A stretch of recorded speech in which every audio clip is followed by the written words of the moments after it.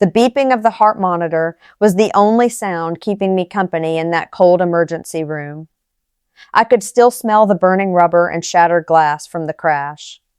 My leg was throbbing in a cast, my ribs felt like they were on fire with every breath, and tiny cuts from the windshield sparkled under the harsh fluorescent lights.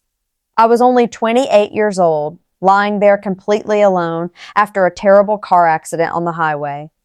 The doctor had just told me I was lucky to be alive.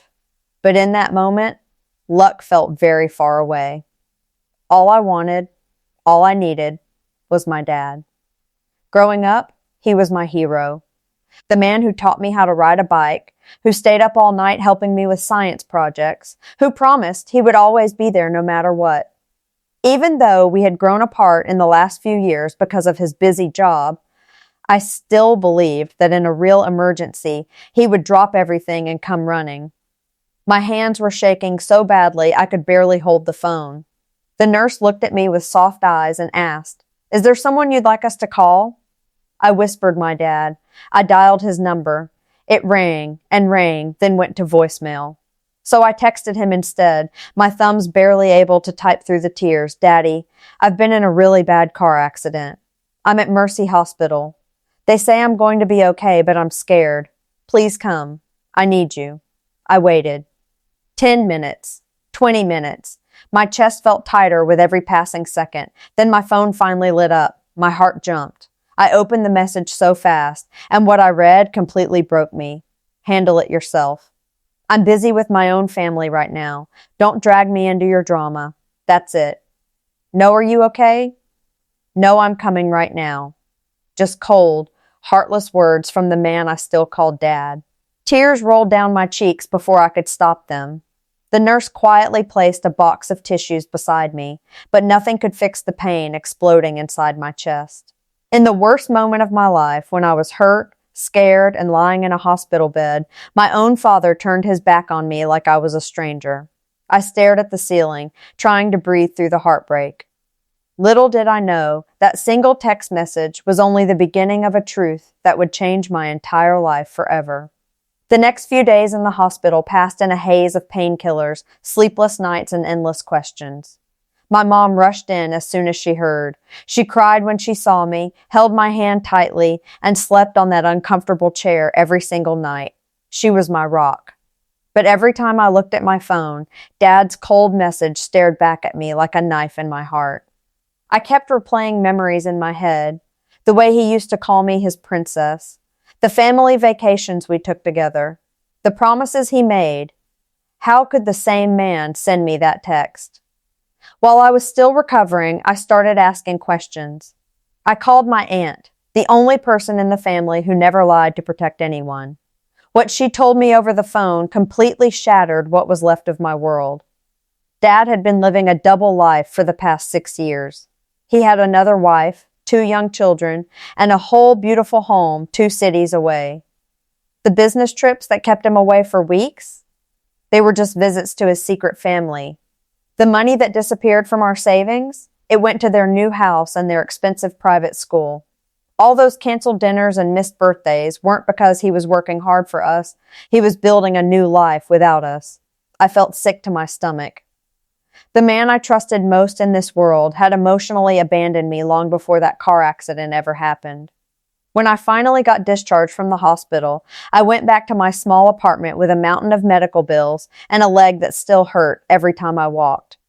I couldn't stop thinking about it. So I called him one last time, my voice shaking with hurt and anger. "How could you do this to me, Dad? I was lying in the ER thinking I might not make it, and you sent me that text?" "I needed you."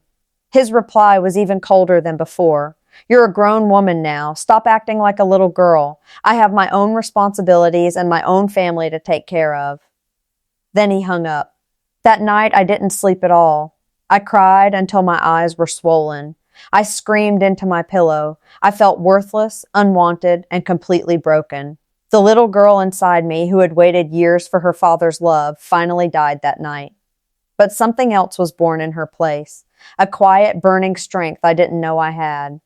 I decided I wasn't going to chase him anymore. I stopped calling. I stopped hoping. And slowly, I started focusing on myself. It took almost 6 months for my body to heal. The physical scars faded, but the emotional ones ran deep. I threw myself into my graphic design career like never before. Late nights, early mornings, taking every client I could get.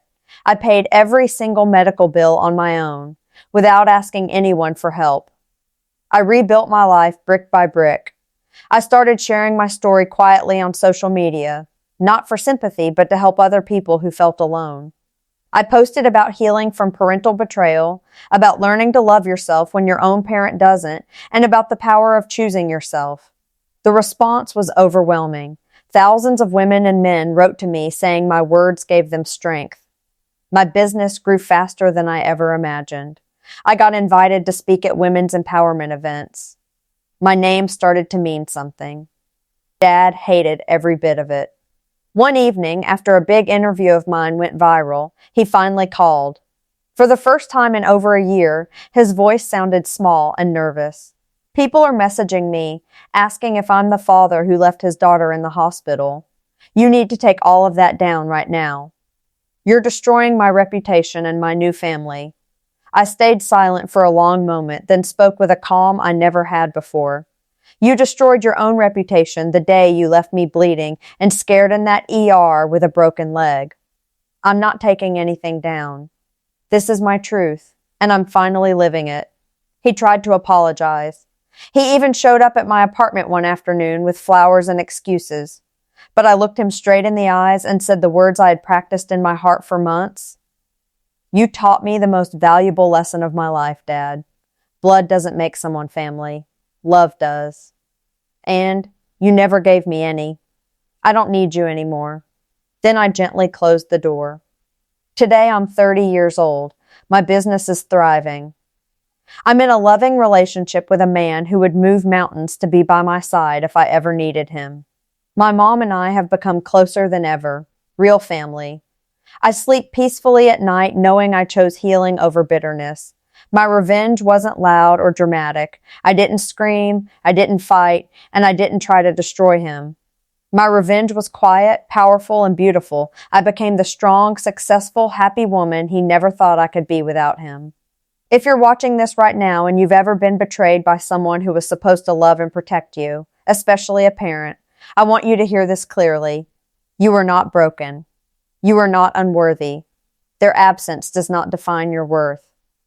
Sometimes the greatest revenge is simply refusing to stay stuck in their pain and choosing to build a beautiful life anyway. I called my dad from that hospital bed hoping for comfort and love.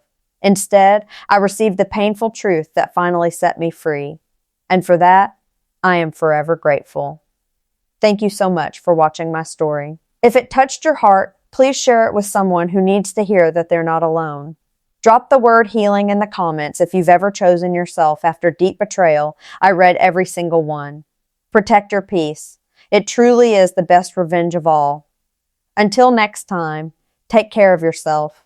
You deserve it.